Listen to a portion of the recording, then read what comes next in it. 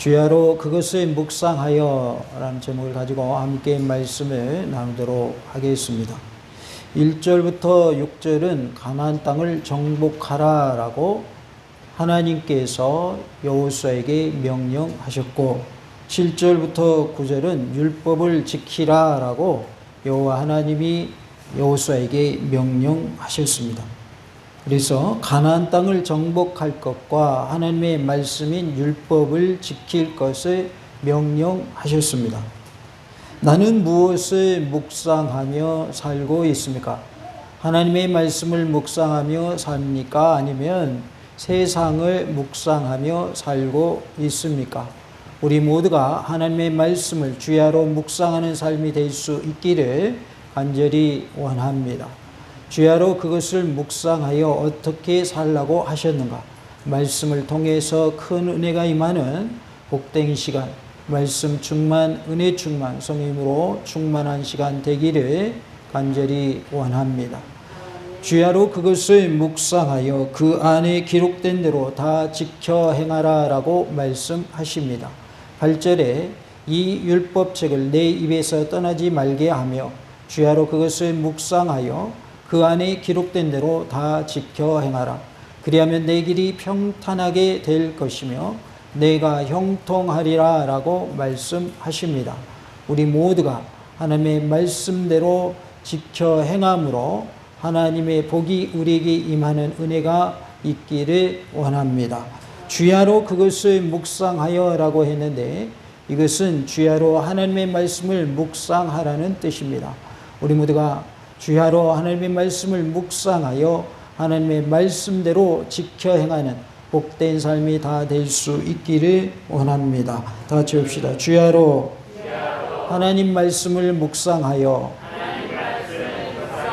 하나님 말씀대로 행합시다. 우리가 하나님의 말씀을 주야로 묵상하는 이유는 하나님의 말씀대로 행하기 위함입니다. 그래서 우리는 하나님의 말씀대로 행하기 위해서 주야로 하나님의 말씀을 뭐 해야 될까요? 묵상하는 삶이 되어야 할 줄로 믿습니다. 이 율법책을 내 입에서 떠나지 말게 하며 라고 8절에 말씀을 하죠.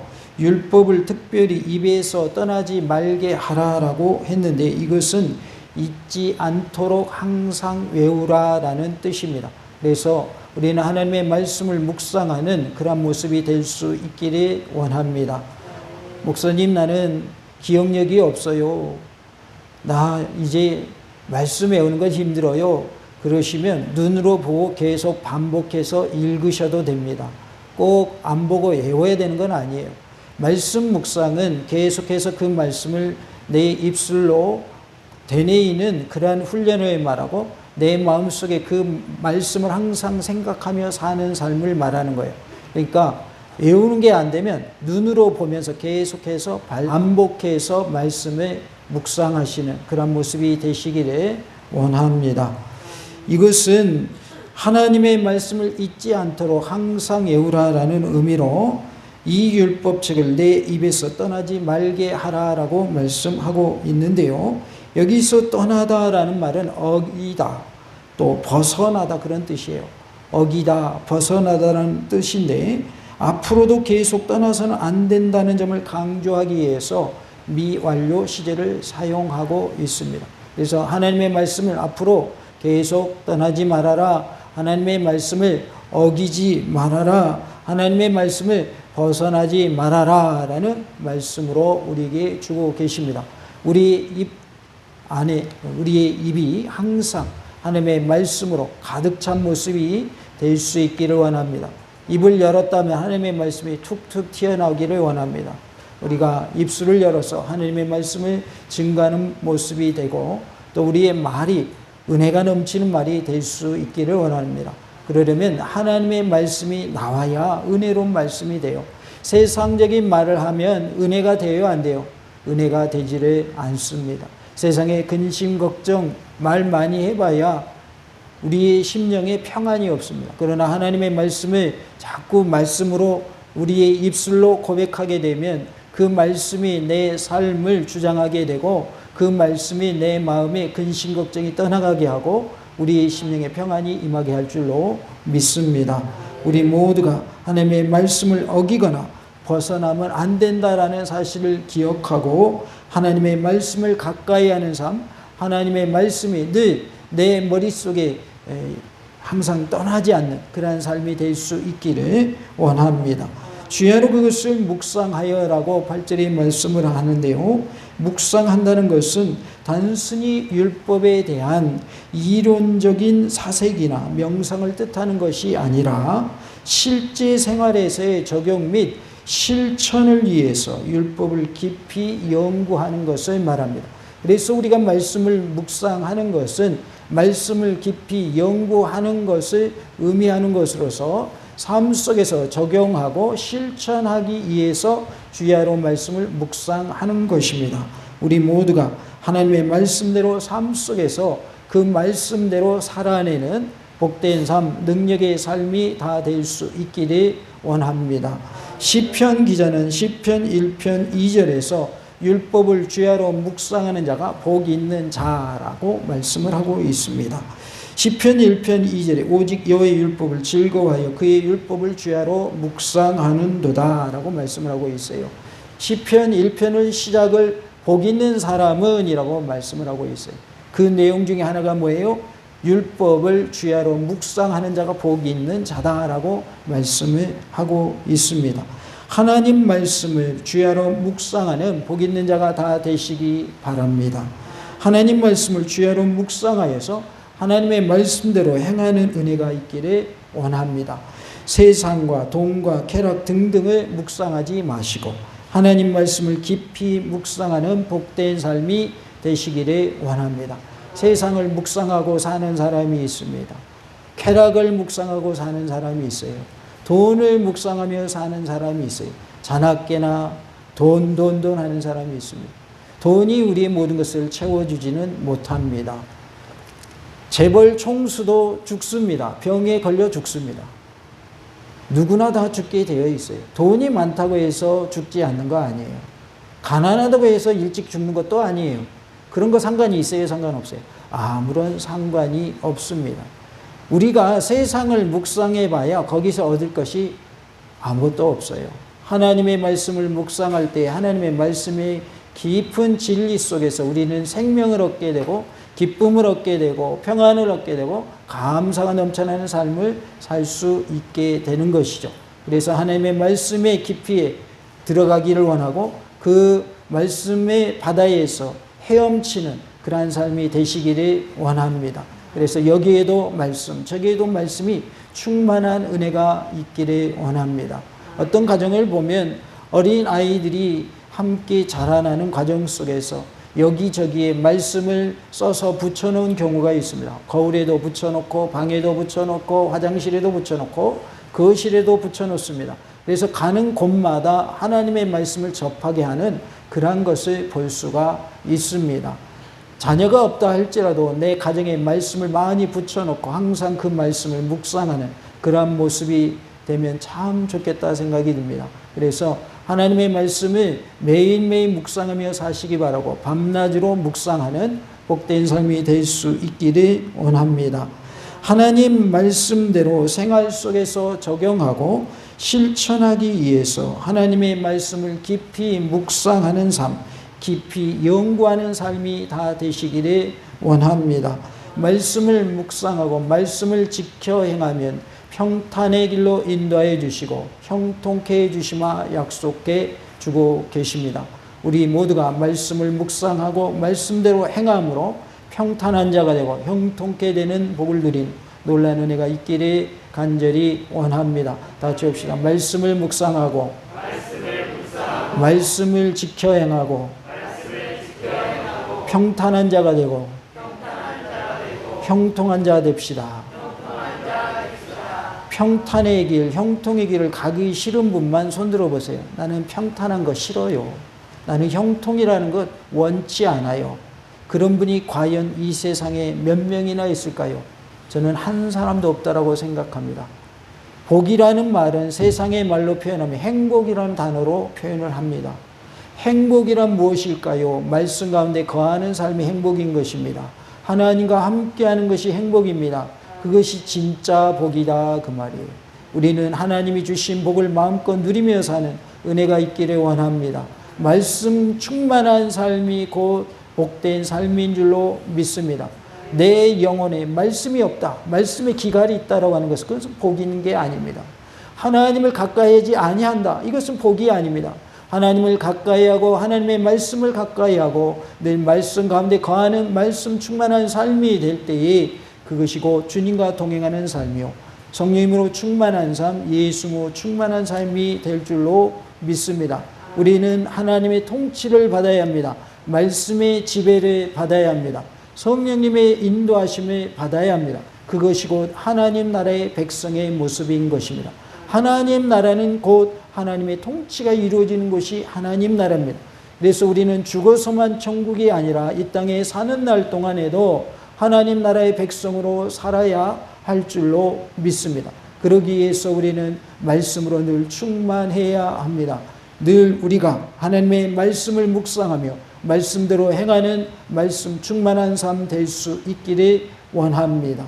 우리가 말씀 충만하면 내 안에 말씀이 가득한 것으로만 생각할 수 있는데, 말씀 충만은 곧 말씀 묵상과 말씀대로 행하는 것을 합쳐서 말씀 충만이 이렇게 말할 수 있는 거예요.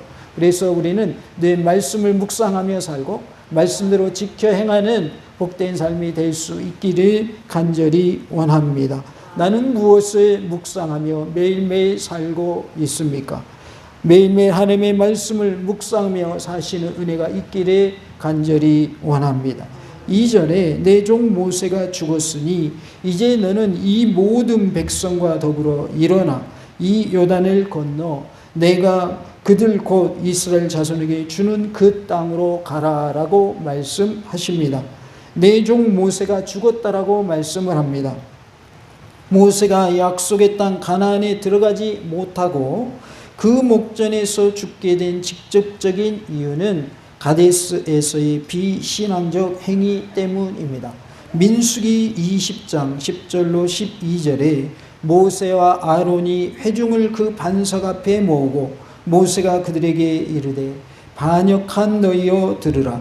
우리가 너희를 위하여 이 반석에서 물을 내랴 하고 모세가 그의 손을 들어 그의 지팡이로 반석을 2번 치니 물이 많이 솟아나오므로 회중과 그들의 짐승이 마시니라.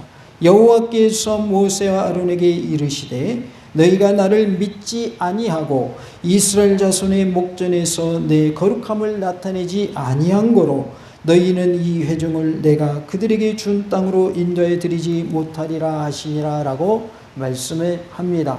이스라엘 백성들이 가데스라고 하는 곳에 이르렀을 때에 물이 없음을 통하여 물을 달라라고 모세에게 요구를 합니다. 그래서 모세와 아론이 그들을 지도하는 지도자의 입장에 있었는데 모세가 반석을 2번 쳤어요. 하나님은 치라고 명령하지 않았어요. 그런데 모세가 화가 나가지고 반석을 2번 칩니다. 하나님이 싫어하신 것 중에 하나가 혈기입니다. 우리에게 있는 혈기를 죽여야 돼요. 그래야 하나님의 말씀대로 순종할 수 있습니다. 모세는 그 혈기를 이기지 못합니다. 물론 백성들이 잘못했어요. 왜냐하면 하나님을 원망하면서 물을 달라고 아우성치니까. 그럼에도 불구하고 지도자였던 모세는 그렇게 화를 내는 것이 아니었다고 말이에요. 그런데 그는 화가 나서 바위를 2번 칩니다. 그로 인해서 그는 하나님의 거룩함을 드러내지 못했다라는 이유로, 하나님의 말씀을 믿지 못했다라는 이유로 어디에 들어가지 못하게 됩니까? 약속의 땅 가나안에 들어가지 못하게 됩니다. 모세와 아론 둘 다 들어가지 못한다라고 말씀을 하고 있습니다. 그러나 그 속에는 분명 심오한 구속사적 의미가 내포되어 있습니다. 즉 모세는 율법의 수여자요 선포자이며 전수자로서 율법을 상징하는 인물입니다. 그런데 그러한 그가 가나안 땅에 들어가지 못했다라고 하는 것, 광야에서 죽었다고 하는 것은 무엇을 의미할까요? 율법으로는 결코 새하늘과 새 땅, 즉 천국의 상징인 가나안에 들어갈 수 없다라는 것을 보여주고 있습니다. 우리가 율법의 행위로 천국 갈 수 없다는 것을 말씀해 주고 있는 거예요. 율법의 행위로는 우리가 구원을 받을 수가 없습니다. 그러므로 율법의 상징인 모세가 그 율법의 행위로 인해 죽었는데 하물며 그 누가 율법으로 자신의 공의로 자신의 공로로 구원받을 수 있다고 자신할 수 있겠습니까? 우리에게 구원은 예수님의 보혈의 공로를 통해서만 가능합니다. 내가 어떤 공로를 세워서 어떤 훌륭한 일을 해서 착한 일을 많이 해서 우리의 행위로 구원받을 수 있는 게 아니라는 거예요. 그래서 이 모세가 혈기를 부림을 통하여 가나안 땅에 들어가지 못하는 모습을 통해서 우리의 의로 우리의 공로로는 구원이 없다라는 것을 말씀해 주고 있는 것입니다.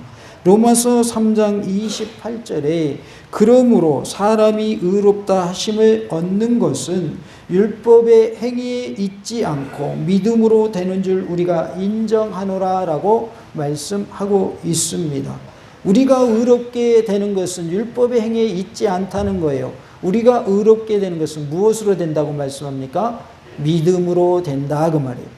믿음으로 의롭게 되는 거예요. 예수님이 나를 대신하여 죽어주심으로 내 죄가 사해졌음을 믿습니다라고 예수님의 보혈의 공로를 믿는 믿음, 예수님이 부활하셨습니다라고 하는 예수님의 부활하심을 믿는 믿음으로 구원을 받는 것이지 우리가 믿음으로 의롭게 되는 것이지 우리의 율법의 행위로 의롭게 되는 게 아니다 그 말이에요. 그러면 이렇게 말할 수 있죠. 목사님 그러면 말씀대로 살 필요가 없네요. 믿음만 있으면 천국 간다면서요. 여기서 말하는 것은 그런 의도가 아닙니다. 말씀대로 행하지 말라는 뜻이 아니라 구원받는 것은 믿음의 행위로 구원받는 것이 아니라 예수를 믿는 믿음으로 구원받는다라는 것을 말씀하고 있는 것이지 믿음의 행위가 필요 없다 그런 뜻이 아닙니다. 예배드리러 오는 것도 믿음의 행위죠. 내가 예수 믿는 믿음이 있는데 뭐 하려고 예배드리러 와요? 그냥 믿기만 하면 천국 간다는데. 근데 그게 가능한 이야기예요? 불가능한 이야기예요? 불가능한 이야기예요. 믿음이 있는 사람은 믿음의 행위가 따라야 맞는 거예요. 다시 말해서 예배드리러 오지 않는 사람은 믿음이 없는 사람이에요. 자기가 혼자 나 예수 믿어요, 나 천국 가요 그러면서 예배드리러 안 오는 사람이 그렇게 믿는다고 해서 그 사람이 천국 가는 게 아니다 그 말이에요. 현재의 모습이 예배의 모습이 아니라면 예배 현장에 나와서 예배드리는 모습으로 변화돼야 맞는 거예요. 그래야 구원이 있습니다. 죄송하지만 비대면 예배드리는 거 좋아하지 마세요. 좋은 거 아니에요. 믿음을 까먹는 방법입니다. 비대면 예배 드리다가 끝까지 비대면 예배로 살아남을 자가 몇 명이나 있을까요? 아마 다 하나님 떠날 가능성이 많아요. 비대면 예배는 어쩔 때 드리냐면 병원에 입원했어요. 움직일 수가 없어요. 그때는 텔레비전에 나오는 예배 실황을 보면서 예배 드릴 수 있어요. 그럴 때 비대면 예배가 필요한 것이지 몸이 건강해요. 걸을 수 있어요. 교회 나올 수 있어요. 근데 안 나와요. 그러면서 비대면 예배 드린대요. 이건 말이 안 되는 거예요. 잘못된 신앙이에요. 그러다 보면 비대면 예배도 안 드리게 돼 있어요. 제가 장담을 합니다. 장담한다고요. 예배 현장에 지금 나와서 예배들 딴 생각할 수 있어요. 다른 짓 할 수 있어요. 그런데 어떻게 비대면 예배가 정상적인 예배가 될 수 있겠습니까? 불가능한 이야기입니다. 하나님은 모여서 예배 드리라고 하셨어요. 예배 공동체를 이루라고 하셨어요. 기도 공동체를 이루라고 하셨습니다. 교제 공동체를 이루라고 하셨어요. 선교 공동체를 이루라, 봉사 공동체를 이루라라고 말씀하십니다. 우리가 모여서 예배 드릴 때 하나님의 임재를 체험할 수 있는 거예요. 어떤 분은 가정에서 예배 드린대요. 근데 쉽지 않아요. 예배 현장에 와서 예배 드리는 게 그게 맞는 거예요. 가정 예배 따로 드리는 건 참 좋은 거예요. 그러나 공예배 드리면서 가정 예배 드려야 맞지. 공예배는 드리지 않으면서 가정 예배만 드린다? 이것은 옳지 않은 모습인 것이죠. 우리가 하나님을 잘 섬김에 있어서 구원은 믿음으로 받는다. 그런데 율법의 행위가 우리를 구원하는 것은 아니다라는 것을 바로 알고 믿어야 하겠고, 그렇다고 해서 믿음의 행위는 전혀 필요 없다 이렇게 또 잘못 알고 믿어도 안 된다라는 거예요. 우리의 율법의 행위는 상급이 주어지는 조건이 되는 것이고, 우리의 예수를 믿는 믿음은 구원의 조건이 되는 것입니다. 그래서 우리는 뭐도 받아야 되고 구원도 받아야 되고 뭐도 받아야 되고 상급도 받아야 되는 것이지 나는 구원받았으니까 믿음의 삶을 살지 않아도 돼. 이건 말이 안 맞는 거예요. 그래서 우리가 믿음의 삶을 삶에 있어서 하나님을 잘 믿고 또 말씀대로 행함으로 하나님이 주시는 천국의 복도 누리시고 하나님 주시는 상급도 받아 누리는 놀라운 은혜가 있기를 원합니다. 율법은 단지 우리를 그리스도께 인도하는 초등교사에 불과할 뿐입니다. 로마서 3장 20절에 그러므로 율법의 행위로 그의 앞에 의롭다 하심을 얻을 육체가 없나니 율법으로는 죄를 깨달음이니라 라고 말씀합니다. 갈라디아서 3장 24절 25절에 이같이 율법이 우리를 그리스도께로 인도하는 초등교사가 되어 우리로 하여금 믿음으로 말미암아 의롭다함을 얻게 하려 함이라. 믿음이 온 후로는 우리가 초등교사 아래에 있지 아니하도다라고 말씀하고 있습니다. 그래서 믿음이 온 후로는 초등교사 아래에 있지 아니하다 그 말은 우리는 율법 아래에 있지 아니하고 믿음으로 살아가는 자이다라고 말씀을 하고 있습니다. 따라서 여기 하나님의 이 선언은 당신의 깊은 섭리의 경륜이 깔린 구속사에 대해 선언인 것입니다.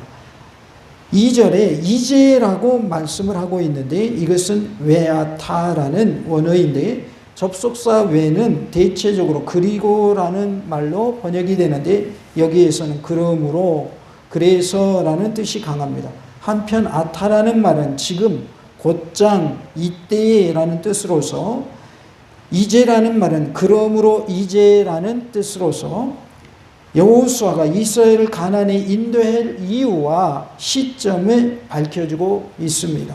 여기에서 그 이유는 바로 앞에 서술되어 있는 모세의 죽음이고 그 시점은 지금입니다. 모세가 죽었기 때문에 지금 당장 이스라엘 백성을 가나안으로 인도해야 한다라고 말씀하고 있어요. 그러니까 여호수아를 모세 뒤에 이스라엘의 후계자로 세우시죠. 이스라엘의 지도자가 된 여호수아는 지금 당장 이스라엘 백성을 어디로 인도해야 된다? 가나안 땅으로 인도해야 된다. 그 이유는 모세가 죽었기 때문이라는 것이죠. 그래서 하나님은 일하실 때 사람을 세워서 일하십니다. 지도자를 세워서 그 지도자를 통해서 하나님의 백성들 천국으로 인도하십니다. 그래서 교회에는 목사님이 계신 것입니다. 목사님을 통해서 성도들 천국으로 인도하시는 거예요. 교회마다 하나님의 종들이 있습니다. 하나님의 종들을 통해서 하나님이 일하고 계시는 것이죠. 모세가 죽었기 때문에 이제 여호수아가 그 일을 대신 해야 하는 거예요. 모세의 일은 모세에게 주어진 사명은 뭐였냐면 이스라엘 백성들을 애굽에서 탈출시키는 것, 출애굽시키는 것이었어요.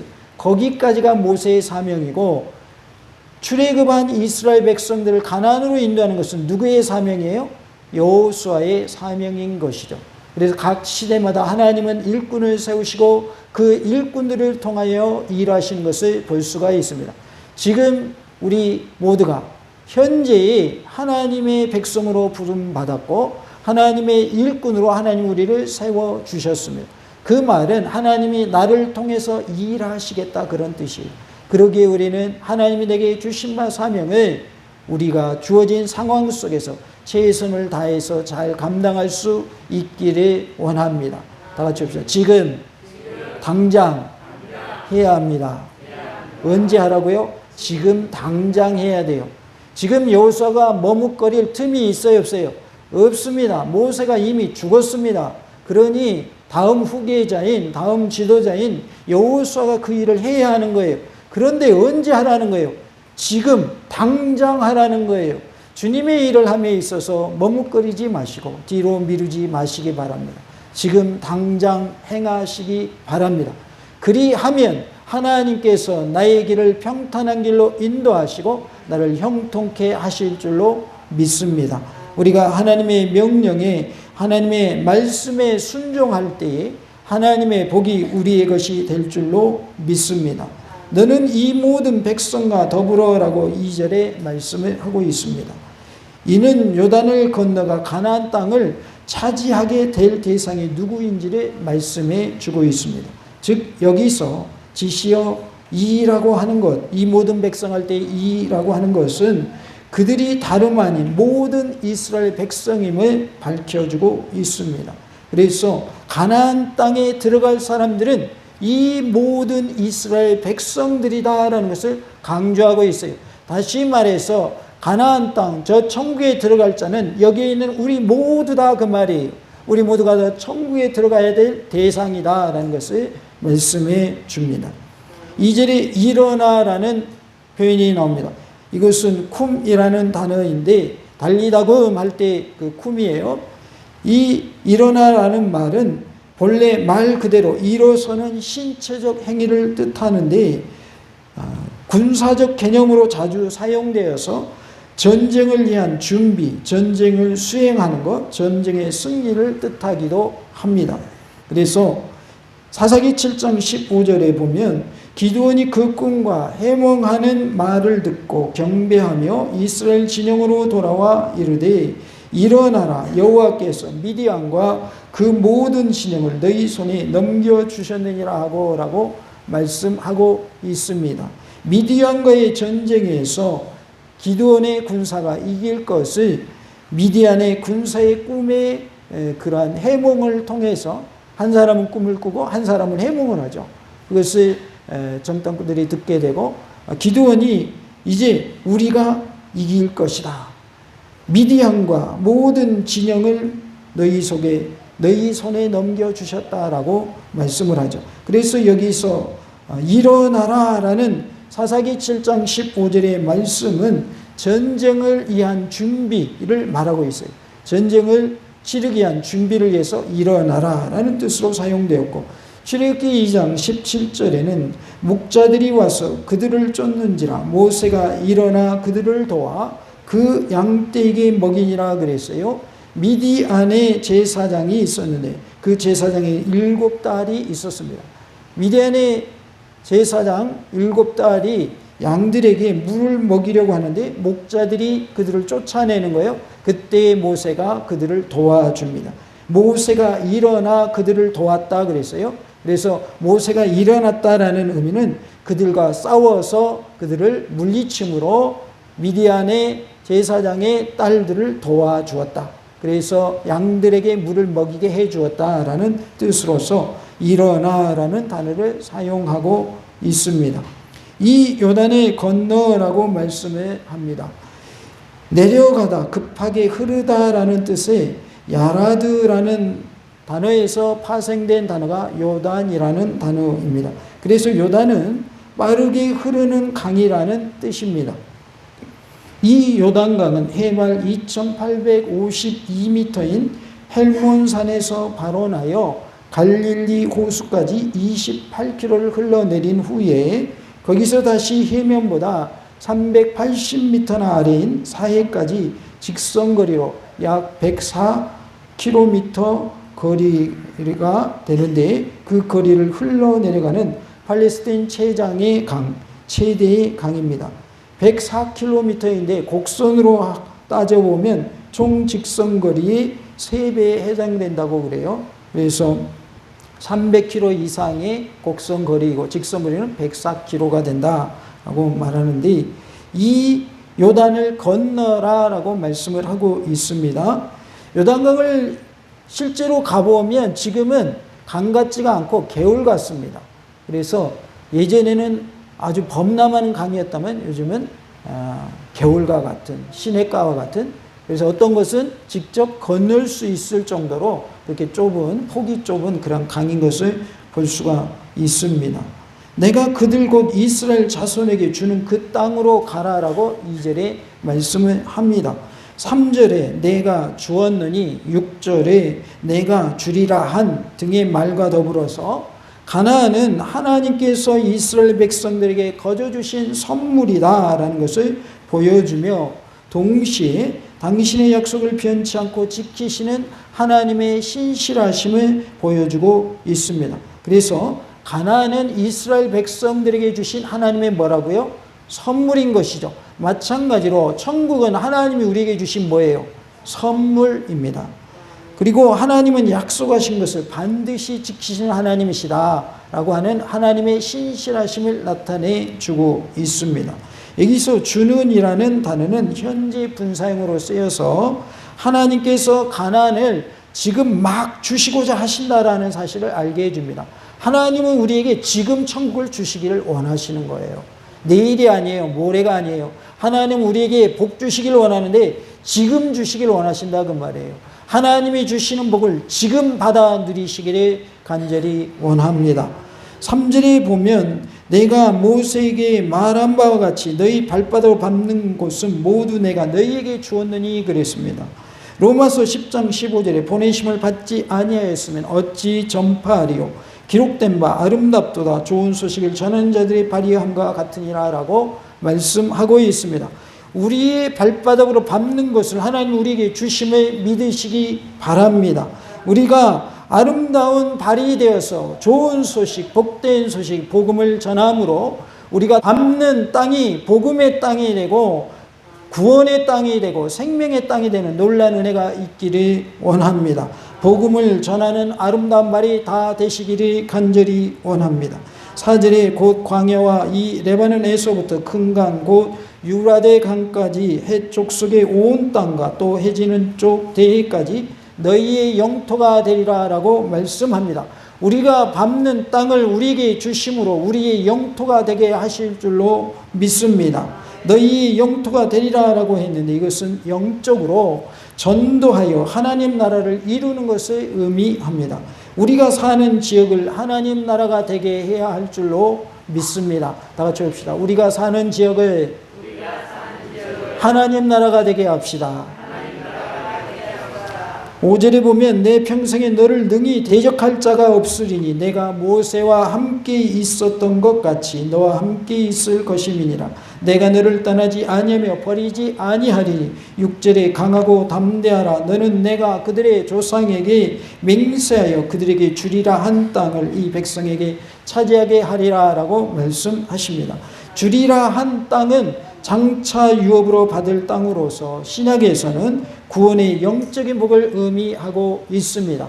우리에게 구원을 주시겠노라고 우리 하나님께서 약속해 주셨습니다. 우리 모두가 구원의 복을 누림으로 영생의 삶을 누리는 놀라운 은혜가 있기를 원합니다.